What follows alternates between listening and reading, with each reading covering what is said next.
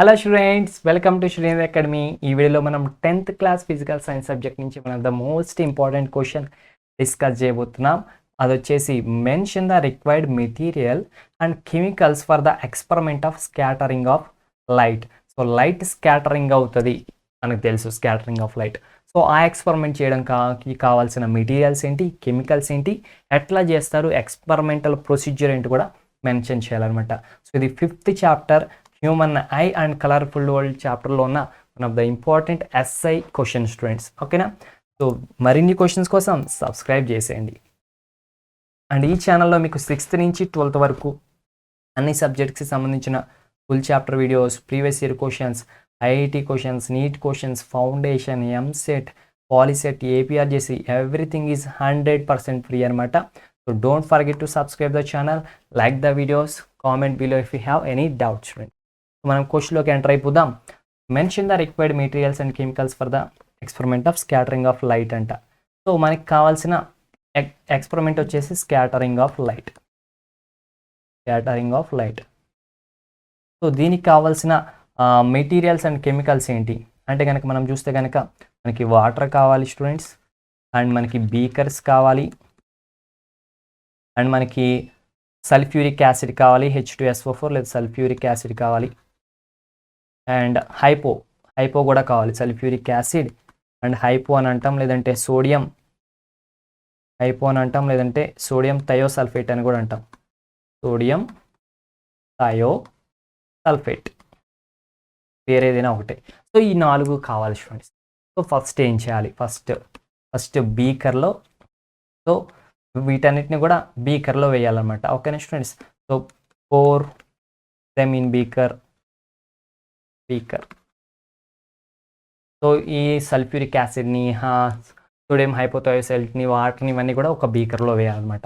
So అప్పుడు ఏమైందంటే కనుక small grains of sulphur will observed are formed. Small grains of sulphur. So చిన్న చిన్న సల్ఫర్ గ్రెయిన్స్ మీకు అబ్జర్వ్ అవుతాయి అనమాట, ఫామ్ అవుతాయి అనమాట students. Sulphur will be formed. So అప్పుడు మనం ఏం చేయాలంటే కనుక తీసుకెళ్ళి మనం సన్లైట్ బాగా పడే ప్లేస్లో ఈ బీకర్ని పెట్టాలన్నమాట. Place beaker outside where sunlight falls abundantly.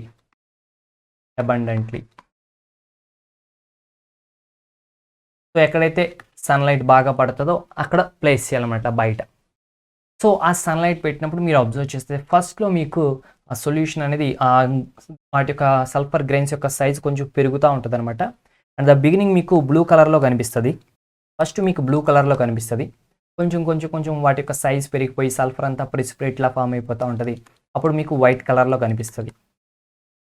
ఎందుకని ఫస్ట్ చూస్తే బ్లూ కలర్లో ఎందుకు కనిపించింది అంటే ఆ సల్ఫర్ ఏదైతే ఫామ్ అయినాయో సల్ఫర్ గ్రెయిన్స్ వాటి యొక్క సైజ్ అనేది ఎట్లా ఉందంటే బ్లూ కలర్ లైట్ ఏదైతే ఉందో దాని యొక్క వేవ్ లెంత్కి సిమిలర్గా ఉంది. సో ఆ సన్లైట్లోంచి బ్లూ కలర్ లైట్ అనేది స్కాటర్ చేస్తుంది, అందుకే బ్లూ కలర్లో కనిపించింది. నెక్స్ట్ ఉన్న కొన్ని సైజ్ పెరిగేపటికి ఏమైందంటే కనుక సో సన్లైట్లో ఉండే అన్ని వేవ్ లెంత్స్ ఏదైతే ఉంటాయో వాటన్నిటికీ సంబంధించిన సైజులో ఈ సల్ఫర్ గ్రెయిన్స్ గ్రో అవుతూ ఉంటాయి అన్నమాట. అలా ఈ సల్ఫర్ గ్రెయిన్స్ యొక్క సైజెస్ అనేవి ప్రెసిపిటేషన్ అంతా కూడా మనకి ఏ సైజ్కి వస్తే ఆ విజిబుల్ లైట్ యొక్క వేవ్ లెంత్ ఏదైతే ఉంటుందో ఆ వేవ్ లెంత్కి వచ్చేస్తుంది అనమాట, అరౌండ్ ఆ రేంజ్కి. సో అన్ని లైట్స్ని స్కాటర్ చేసేస్తుంది, అంటే red colour, green colour, every colour నుంచి స్కాటర్ చేస్తుంది. సో అన్ని కలర్స్ని స్కాటర్ చేసింది కాబట్టి వైట్ కలర్లో కనిపిస్తుంది.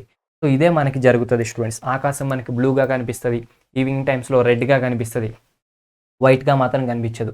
కారణం ఏంటంటే అది అట్మాస్ఫియర్లో ఉన్న మాలిక్యూల్స్ వాటిని స్కాటరింగ్ చేస్తూ ఉంటాయి అనమాట. ఆ స్కాటరింగ్ మీద మనకి డిపెండ్ అవుతూ ఉంటుంది స్టూడెంట్స్. ఓకేనా? సో దట్స్ ఇట్ అనమాట. ఇది experimental procedure and the materials required students. Okay, so next important question కావాలంటే డిస్క్రిప్షన్లో లింక్ ఉంటుంది, వెళ్ళి చూసేయండి. So thanks for the watching, have a nice day, keep smiling, by by students. Don't forget to subscribe channel. Okay, by by.